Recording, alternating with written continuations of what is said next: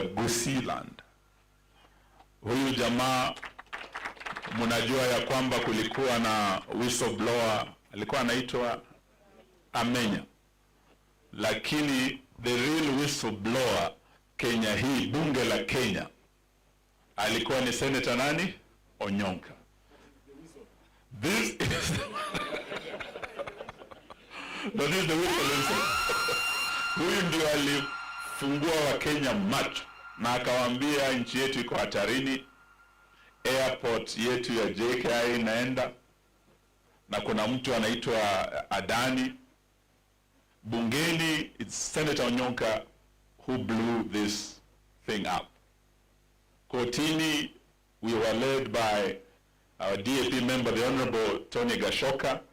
Huyu ndiye aliweka ile petition iliyopeleka Adani kotini. Gashoka versus Adani case. Tony, that was very brave of you. So in court and in parliament, we have fought Adani. As we speak, Mheshimiwa Kalonzo Musyoka, nami na team ambayo tumekuwa nayo kotini ya mawakili, tumekubaliana ya kwamba lazima tufuatilie mambo ya Adani hadi mwisho.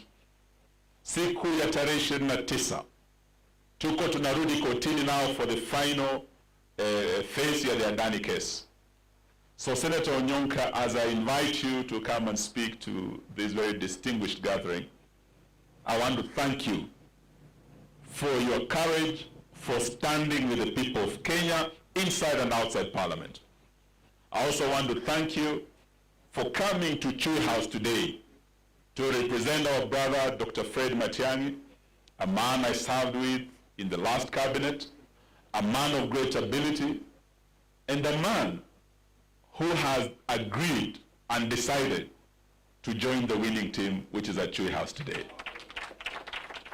So leo sitaki niseme kubahatisha, hapana. Mambo yalianza kama ruma. Tunasikia Kalonzo na Wamalwa wanaungana. Tunasikia Kalonzo na Wamalwa wanaongea na Gachagua. Tunasikia Kalonzo na Wamalwa wanaongea na Matiang'i.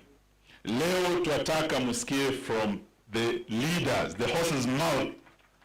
Je, Kalonzo ako pamoja na Wamalwa, ako pamoja na Rigiji, na Matiang'i ako nao ama hayuko nao? Mungependa kupata jibu leo? So none other than Senator Onyonka, Senator of the great county of Kisii,